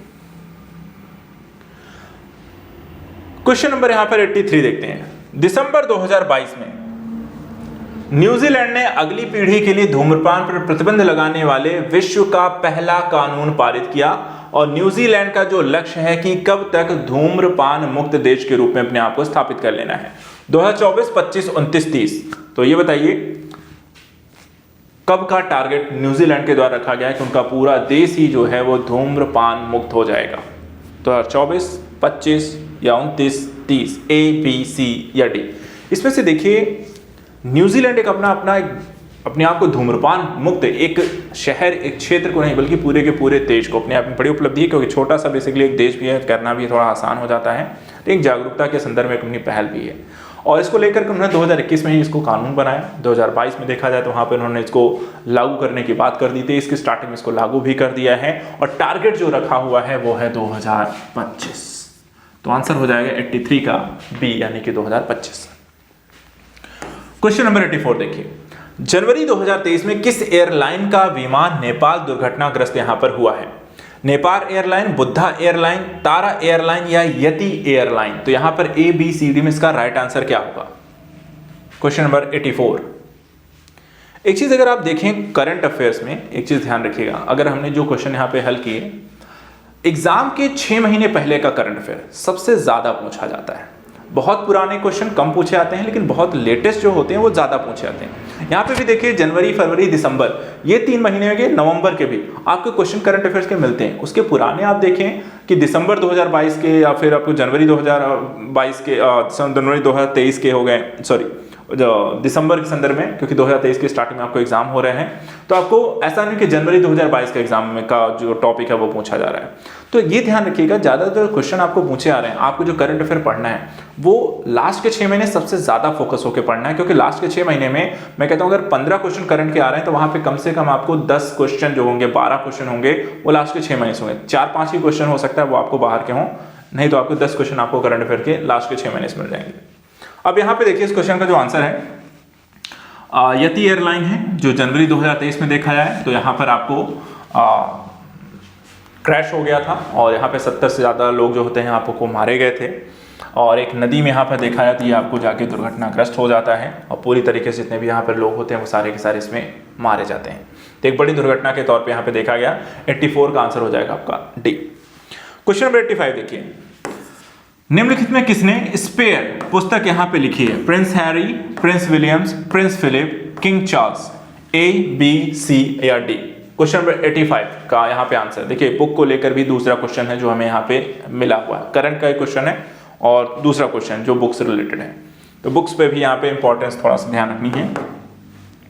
अब देखिए यहाँ पे जो स्पेयर है ये किस, देखिए पुस्तकें भी कई तरीके लिखी जाती हैं, संस्मरण हो सकता है, कहानी हो सकती है, ड्रामा हो सकती है, मिस्ट्री हो सकती है, अलग अलग विधाओं की हो सकती है, ऑटोबायोग्राफी हो सकती है, ठीक है, किसी विषय वस्तु पर आधारित हो सकती है। और यहाँ पे जो है जैसे स्पेयर है, स्पेयर एक संस्मरण है,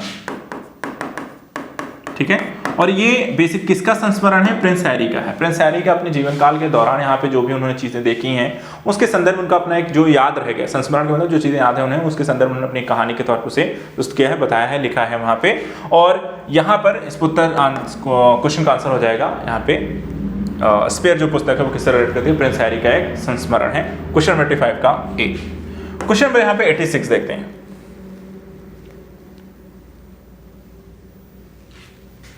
86 कहता है पोप बेनेडिक्ट 16वें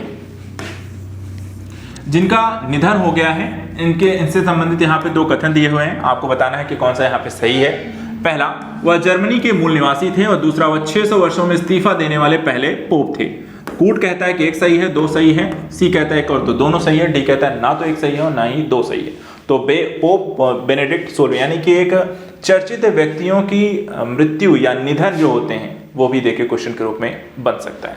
चर्चित नियुक्तियां हो सकती हैं, चर्चित निधन हो सकते हैं, चर्चित कह सकते हैं कि चुनाव संदर्भ में यहाँ पे किसी राष्ट्रपति प्रधानमंत्री के संदर्भ किसी का चुनाव हो सकता है, किसी कह सकते हैं कि नियुक्तियों के संदर्भ में आपको अलग अलग क्षेत्रों में राष्ट्रीय स्तर पे और अंतर्राष्ट्रीय स्तर पे भी हो सकते हैं, तो वो थोड़ा सा यहाँ पे इंपॉर्टेंट रहता है। अब यहाँ पे देखिए ये दोनों ही कथन अपने आप में सही हैं, इनके बारे में बहुत ज़्यादा कुछ करने की जरूरत नहीं है, सी यहाँ पे मानिए, इनके डिटेलिंग पे जाने की भी जरूरत नहीं है। 86 का आंसर हो जाएगा यहाँ पे आपका सी। क्वेश्चन नंबर 87 को देखते हैं, एससीओ को लेकर के क्वेश्चन है, तो थोड़ा सा इसे यहाँ पे समझते हैं एससीओ के बारे में। क्या है? एससीओ फिल्म फेस्टिवल 2023 के संदर्भ में निम्नलिखित कथनों पर विचार कीजिए। संघाई सहयोग संगठन की भारत की अध्यक्षता के दौरान एससीओ फिल्म महोत्सव आयोजित किया जा रहा है। और दूसरा, एससीओ फिल्म महोत्सव में एससीओ देशों की फिल्में दिखाई जाएंगी। ऑप्शन देख लेते हैं, नीचे दिए कोड का प्रयोग करके सही उत्तर का चयन कीजिए। केवल एक सही है, केवल दो सही है, दोनों सही हैं, या दोनों में से एक भी सही नहीं, यानी कि ना तो एक और ना ही दो। तो एससीओ के संदर्भ में दो कथन हैं, दोनों के बारे में बताइए सही है या नहीं, ए, बी, सी या डी में से।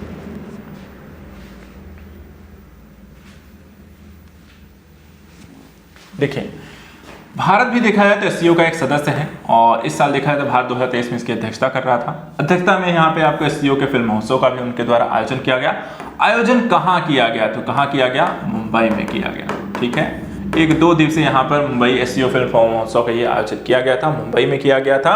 और इसमें यहाँ पर एससीओ फिल्म महोत्सव है तो सिर्फ एससीओ देशों के फिल्में यहाँ पर आपको दिखाई गई हैं। उसके माध्यम से एक तरीके से इन देशों के मध्य लोगों और उनकी संस्कृति, विचार, कला इत्यादि के प्रोत्साहन के संदर्भ में यहाँ पर इस तरीके का आयोजन किया गया था।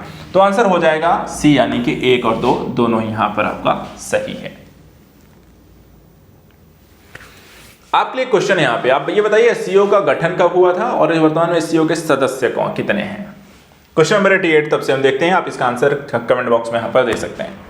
निम्नलिखित में से किसे जनवरी 2023 में न्यूजीलैंड के प्रधानमंत्री के रूप में यहाँ पर चुना गया? ऑप्शन यहाँ पे है Jacinda Ardern, Chris Hipkins, Carmel Sepuloni और सिंडी किरो। तो किसे यहाँ पर जनवरी 2023 में यहाँ पर न्यूजीलैंड के प्रधानमंत्री के रूप में चुना गया था, ये बताना है आपको। क्वेश्चन नंबर यहाँ पे 88 का आंसर।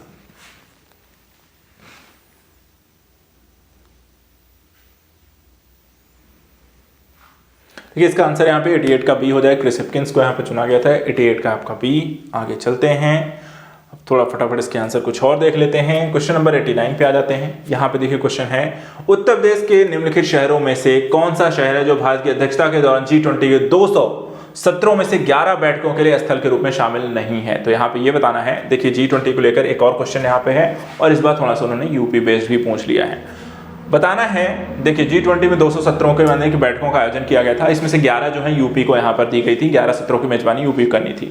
अब बताना है कि वो 11 सत्रों की जो बैठकें हुई वो 4 शहरों में हुई थी। इनमें से बताना है वो कौन सा शहर है जो यहाँ पे ये बैठकें नहीं हुई थी? आगरा, वाराणसी, ग्रेटर नोएडा, कानपुर। इस क्वेश्चन के यहाँ पे देखिए आंसर हो जाएगा, फटाफट दीजिए, ए, बी, सी, डी में से यहाँ पर राइट आंसर क्या है? देखिए, यहाँ पे एक शहर जो है जो नहीं है वो है लखनऊ। इसमें ऑप्शन नहीं है, लेकिन लखनऊ में देखा जाए तो एक बैठक यहाँ पे हुई थी। वाराणसी एक ऐसा शहर है जहां पे सबसे ज्यादा जो बैठकें हुई थी 6 बैठकें, 11 में से आपको 6 बैठकें जो हुई थी वो वाराणसी में यहाँ पर आपको हुई थी। स्टार्टिंग जो हुई थी यूपी में, जहां पे पहली बैठक आपको 11 में से पहली जो बैठक यहाँ पर हुई थी वो आगरा से शुरू हुआ था। और यहां पर देखा जाए आपको अब बचे दो जो एस्पेक्ट यहां पर आपको बचते हैं वो हैं ग्रेटर नोएडा, कानपुर में। तो ग्रेटर नोएडा में यहां पर देखा है आपको समिट का आयोजन हुआ था, कानपुर में नहीं हुआ। तो आंसर हो जाएगा आपको सी।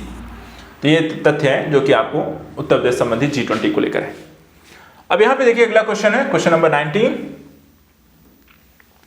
नीचे यहां पे 2 कथन दिए गए हैं, जिनमें से एक यहां पे अभिकथन, दूसरे का कारण यहां पे आर कहा गया है। अभिकथन ए कहता है कि फरवरी 2023 में 12 चीतों को दक्षिण अफ्रीका से भारत लाया गया और कारण बताया गया कि चीतों की आबादी को सुधारना भारत की प्राथमिकता है। नीचे दिए कोड में से सही उत्तर का चयन कीजिए। ए है ए आर दोनों सत्य हैं, आर ए की सही व्याख्या नहीं करता है, सही व्याख्या करता है। बी कहता है ए आर सत्य है किंतु आर ए की सही व्याख्या नहीं करता है। सी है ए सत्य है किंतु आर गलत है। डी कहता है ए गलत है किंतु आर सत्य है। तो ये आपको बताना है क्वेश्चन नंबर 90 का कौन सा ऑप्शन चाहिए है, ए, बी, सी या डी में से। चलिए बताइए, क्वेश्चन नंबर 90 ए, बी, सी, डी में इसका राइट आंसर क्या है? अब यहां पे देखिए इस क्वेश्चन का आंसर जो है मैं आपको बता दूं, भारत ने सबसे पहले फरवरी से पहले यहां पर आपको देखा है तो सितंबर माह में, सितंबर 2022 में 8 जो चीते लाए थे वो नामीबिया से लाए और उसके बाद यहां पे कुछ करीब 5-6 महीने में वापस से फरवरी से चीते लाते हैं और 12, ठीक है। तो 8 पहले ला चुके थे, 12 फिर किस लिए लाए गए जो पहले 8 लेकर आए? देखिए 12 इसलिए और लाए गए ताकि यहाँ पे चीतों की आबादी को सुधारा जा सके और चीतों की संख्या यहाँ पर बढ़ जाएगी। उसके बाद यहाँ पर उनके बच्चों के माध्यम से धीरे धीरे इनका क्षेत्र जो संख्या है भारत में वो बढ़ती जाएगी। अब देखा जाए तो बिल्लियों की श्रेणी में अगर देखा जो बड़े जानवर यहाँ पर हैं उसमें चीता ही एक ऐसा जीव है जो भारत में नहीं पाया जाता है। बाकी आपको शेर भी हैं, पैंथर भी हैं, आपको बाघ भी हैं, वो सारे आपको पाए जाते हैं, लेकिन यहाँ पे आपको ये नहीं पाए जाते थे। तो इनकी आबादी को भारत में लाना, बसाना और सुधारना और इनको प्रक्रिया को आगे बढ़ाना है। तो ये क्वेश्चन है ए आर दोनों सत्य हैं और आर ए की यहाँ पे सही व्याख्या करता है, यानी कि ए आपका राइट आंसर है। क्वेश्चन नंबर आते हैं 91।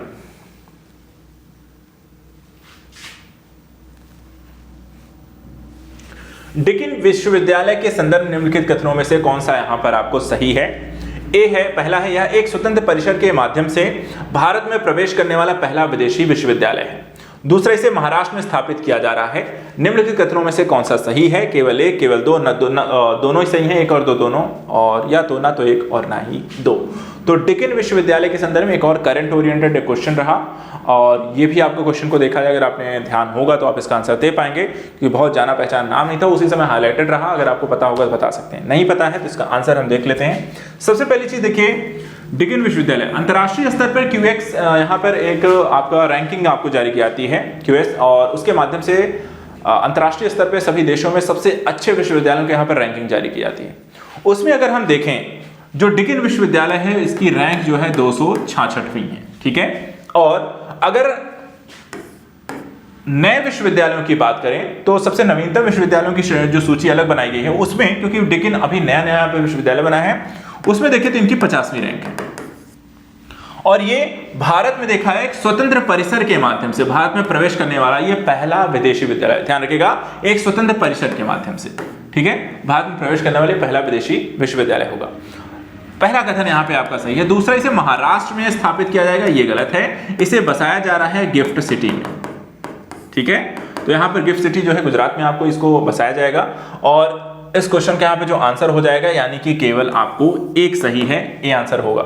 इसके अलावा जो डिकिन विश्वविद्यालय है इस पे क्योंकि एक स्वतंत्र परिसर के माध्यम से एंटर कर रहा है इसलिए इस पे यूजीसी के नियम यहां पर आपको लागू नहीं होंगे, गिफ्ट सिटी में बसाया जाएगा, इसलिए गिफ्ट सिटी के संदर्भ में अंतरराष्ट्रीय जो शैक्षिक यहां पे मानक होंगे वो यहां पर आपको इसमें लागू होंगे।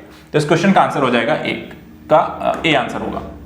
क्वेश्चन नंबर 92 देखिए, भारतीय मूल के किस व्यवसायी को साउथ वार के लंदन बरो का मेयर दूसरी बार चुना गया है? तो एक फैक्ट है यहां पर, इसका ऑप्शन देख लें, सैम डाल्टन, सुनील चोपड़ा, गौतम अडानी या नीरज पाटिल। तो ये मेयर यहां पे चुना गया है लंदन बरो का, साउथ वर्ग में ये पड़ता है, तो आपको ये बताना है ये कौन सा है, इनका नाम क्या है और लगातार दूसरी बार चुने गए। तो यहाँ पे देखिए ज्यादा इसमें माथापच्ची करने की जरूरत नहीं है, आंसर हो जाएगा बी। सुनील बरो 2019 से 2022 में पहली बार यहां पर आपको मेयर चुने गए थे और दूसरी बार यहां पर देखा है 2023 से 2026 तक यहां पर अपना ये दूसरा कार्यकाल संभालने वाले हैं। तो आंसर हो जाएगा यहां पे 92 का बी। इसके बाद क्वेश्चन नंबर 93 को देखते हैं। क्वेश्चन नंबर 93 क्या कहता है?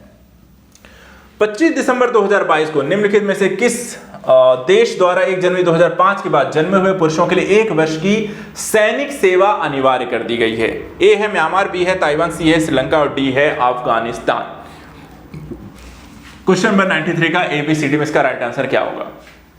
देखिए ये चर्चा का विषय रहा, ये देश लगातार रहा है और आगे भी रहने वाला है, ये भी बता दूं, क्योंकि यहां पर चीन के साथ इसकी लगातार एक समस्या बनी हुई है और उसके मुकाबले यहां पर देखा जाए, मुकाबला करने के संदर्भ में उस देश के द्वारा 1 वर्ष की सैनिक सेवा अनिवार्य कर दी गई। ये देश का नाम है ताइवान। ताइवान में अभी अभी देखा जाए तो 1,88,000 करीब यहां पर आपको सैनिक हैं और इसमें से मोस्टली यानी कि 90% जो होते हैं वो मोस्टली स्वयंसेवी टाइप के आपको सैनिक होते हैं। 10% जो होते हैं वो आपको देखा जाए तो इसमें आपको 4 महीने की यहां पर सिर्फ आपको देखा जाए तो अभी तक सैनिक सेवा अनिवार्य थी, वो उसे यहां पर कर रहे थे। लेकिन अब उस अनिवार्य सैनिक सेवा को बढ़ाकर कितना कर दिया गया? 1 वर्ष यहां पर अब कर दिया गया है। तो ये वो भी किनके लिए? जो 1 जनवरी 2005 के बाद जिनका जन्म हुआ होगा, यानी कि जो अभी 18 साल या 19 साल के हो रहे हैं, उनके लिए ये अनिवार्य कर दी गई है, नए लड़कों के लिए। तो ये यहां पर आपको होगा क्वेश्चन नंबर 93 का आंसर हो जाएगा आपका बी, यानी कि ताइवान। अगला क्वेश्चन, क्वेश्चन नंबर 94 देखते हैं। 2 फरवरी 2023 को निम्नलिखित में से किस देश ने केंद्रीय बैंक के अपने करेंसी नोट में ब्रिटिश राजशाही को हटाने की यहां पे घोषणा की है? ठीक है, क्वेश्चन है, एक कनाडा, बी है ऑस्ट्रेलिया, सी है श्रीलंका और डी है नेपाल। तो देखा जाए तो यहाँ ब्रिटिश राजशाही यानी कि क्वीन जो एलिजाबेथ थी वहां पर उनका निधन हो गया, और उनके निधन के पश्चात यहाँ पर देखा जाए तो क्योंकि कई सारे देशों में यहाँ पर एक उनकी स्वीकार्यता है अभी भी, एक उपनिवेश राष्ट्रमंडल जैसे देशों में, भारत यहाँ पर उसमें शामिल है, लेकिन भारत उसको स्वीकार नहीं करता है। लेकिन यहाँ पर देखा कनाडा, ऑस्ट्रेलिया, श्रीलंका, नेपाल जैसे देश हैं, तो यहाँ पर कौन जो है वो अब अपनी करेंसी से राजशाही की, ब्रिटिश राजशाही की अब यहाँ पे नोट को में से अपनी एक कह सकते हैं कि करेंसी नोट से यहाँ पर उनकी चित्र को हटा देगा, ब्रिटिश राजशाही को हटा देगा। तो यहाँ पे आंसर हो जाएगा ऑस्ट्रेलिया। ऑस्ट्रेलिया में देखा जाए तो अब यहाँ पर पहले यहाँ पे देखा जाए तो निर्णय ये लिया गया था कि महारानी के निधन के बाद जो राजा यहाँ पे बन रहे थे किंग चार्ल्स, उनकी यहाँ पे चित्र लगाया जाएगा। लेकिन अभी हाल ही में इसको परिवर्तित कर दिया गया इस निर्णय को, और अब फैसला यहाँ पे लिया गया है कि अब एक ऑस्ट्रेलिया में देखा जाए तो एक कॉन्स्टिट्यूशनल मोनार्की है, अब उसको यहाँ पर एक तरीके से साइड ऑन करते हुए ऑस्ट्रेलिया की संस्कृति और महान व्यक्तियों की से रिलेट करते हुए कुछ यहाँ पे नए चित्रों को इसमें समाहित किया जाएगा, और एक स्थानिकता को यहाँ पर आपको करेंसी नोट में यहाँ पे प्राथमिकता दी जाएगी। तो इस क्वेश्चन का यहाँ पे आंसर हो जाएगा 94 का आंसर है बी। क्वेश्चन नंबर 95, निम्नलिखित में से किस सिद्ध दोष के आधार पर फरवरी 2023 को ब्रिटिश प्रधानमंत्री ऋषि सुनक के द्वारा अपनी सरकार से वित्त मंत्री नदीम जवाही को हटा दिया गया है? इसमें देखिए, ए है मंत्रिमंडल की गोपनीयता भंग करने के कारण, बी है सेक्स स्कैंडल के कारण, डी है टैक्स स्कैंडल के कारण, और डी है उपर्युक्त में से कोई नहीं। तो यहाँ पर देखिए, ब्रिटेन में एक समय ऐसा था कि यहाँ पर हर 2 महीने, 4 महीने, 6 महीने में प्रधानमंत्री बदले जा रहे थे, ठीक है। और ऋषि सुनक के आने के पश्चात कहीं ना कहीं इसमें एक ठहराव अभी देखने को मिला है, लेकिन उनके मंत्रालयों में, मंत्रियों के पद में वो चीज़ें अभी भी स्थिर नहीं है, वो चीज़ें बदल रही हैं। ऐसा एक मामला यहाँ पे देखने को मिला। इस क्वेश्चन का यहाँ पे आंसर है टैक्स स्कैंडल के बारे में।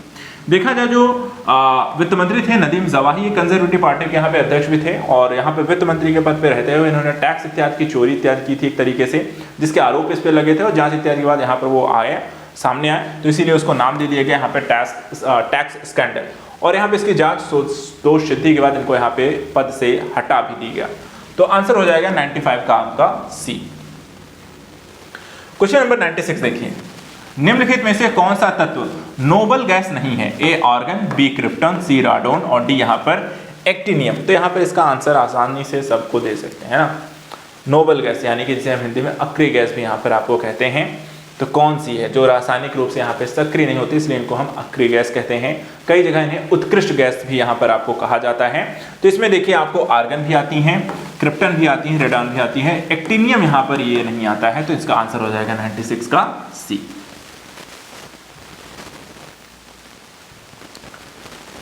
चलिए, तो हम यहाँ पर 100 क्वेश्चन तक हल करने वाले हैं। लास्ट के 4 क्वेश्चन और आज हम यहाँ पर टारगेट करते हैं।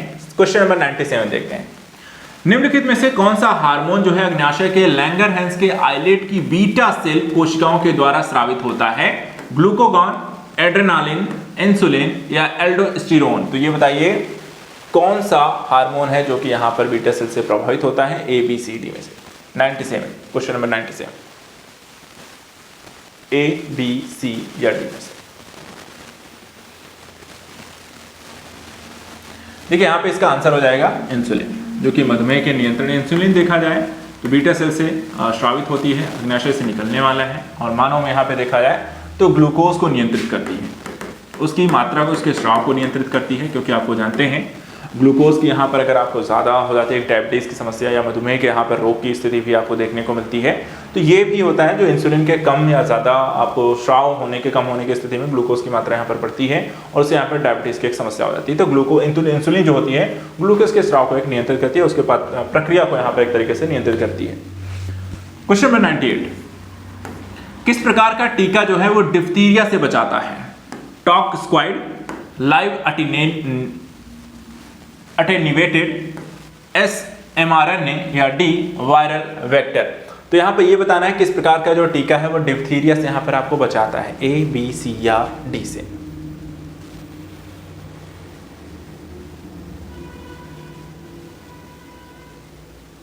देखिए यहाँ पे आपका आंसर हो जाएगा टॉक स्क्वाड, ठीक है। डिप्थीरिया यहाँ पर देखा जाए तो एक ऐसा रोग जो कि यहाँ पर आपको टॉक स्क्वाड प्रकार की यहाँ पर आपको का होता है, और यहाँ पर इसको रोकने के संदर्भ में जब भी बच्चा यहाँ पर 6 माह का हो जाता है तो हर 4 सप्ताह में से देने की यहाँ पे बात आती है। 6 माह से यहाँ पे इसके टीके लगने आपको शुरू कर दिए जाते हैं। 1916-23 के दौरान यहाँ पर इसकी खोज की गई थी, और यहाँ पर एक बैक्टीरिया जनित यहाँ पर आपको ये रोग होता है, ठीक है। अगले यहाँ पे क्वेश्चन नंबर 99 को देखते हैं। निम्नलिखित में से कौन सा mRNA वैक्सीन है जिसका उपयोग कोविड-19 संक्रमण के विरुद्ध यहाँ पे किया गया है? Sinovac, Sputnik, Moderna, Novavax. लेकिन यहाँ पे ध्यान रखिए चारों ही यहाँ पे कोविड-19 वैक्सीन है, लेकिन यहाँ पे जो क्वेश्चन पूछा गया कौन सा mRNA वैक्सीन है, ठीक है। तो यहाँ पर देखा जाए इस क्वेश्चन का आंसर क्या होगा, A, B, C, D। यहाँ पर आपको इसमें से 4 में से कौन सा है जो mRNA वैक्सीन है?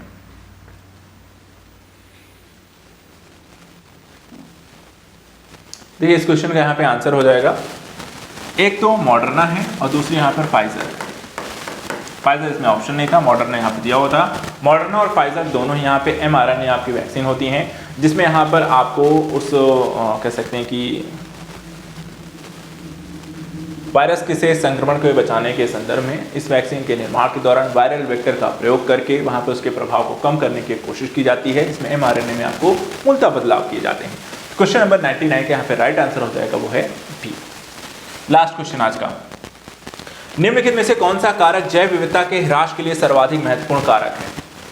ए है आनुवांशिक आत्मसात्करण, बी है परभक्षियों का नियंत्रण, सी है प्राकृतिकवास का विनाश और डी है यहाँ पे कीट नियंत्रण। तो ये बताना है कि आपको सर्वाधिक महत्वपूर्ण कारक क्या है जैव विविधता के ह्रास होने का। और सबसे बड़ा कारण हम सबको पता है क्या होता है, सबसे बड़ा कारण क्या है? सबसे बड़ा कारण होता है क्वेश्चन नंबर 100 का आंसर सी, प्राकृतिकवास का विनाश। जिस तेजी से प्राकृतिकवास का यहाँ पे विनाश हो रहा है उसके कारण यहाँ पर देखा है जंगल इत्यादि कट रहे हैं, ग्लोबल वार्मिंग हो रही है, कीटों इत्यादि के यहाँ पर विनाश की स्थिति यहाँ पर तेजी से बढ़ रही है। तो इस तरह से आज का हमारा यहाँ पे सेशन होता है वो समाप्त होता है। बाकी नेक्स्ट सेशन में, कल के सेशन में एक बार फिर से हम इसके बाकी जो बचे क्वेश्चन हैं टारगेट करेंगे, कल के इस पेपर को फिनिश करेंगे। लास्ट के जो 50 क्वेश्चन है वो हम नेक्स्ट सेशन में यहाँ पर डिस्कस करने वाले हैं। तो हमारी अब कोशिश है कि सेशन को थोड़ा बड़ा बनाने के 50 क्वेश्चन डेली बेसिस पे जनवरी तक करेंगे, फरवरी से इसे बढ़ाने की कोशिश करेंगे, 75 to 80 या 90 या 100 क्वेश्चन तक लाने की कोशिश करेंगे, और धीरे धीरे यहाँ पर इसे हम 150 क्वेश्चन तक आपको एक प्रैक्टिस सेट देना कभी भी प्रारंभ करेंगे। फिलहाल आज के लिए thank you so much. Regular रूप से हम मुझे ज्वाइन जरूर करिए, 10:30 बजे मंडे टू फ्राइडे यहाँ पर हम इसको लेकर डिस्कस करते रहेंगे। आज के लिए इतना ही, thank you so much and good luck.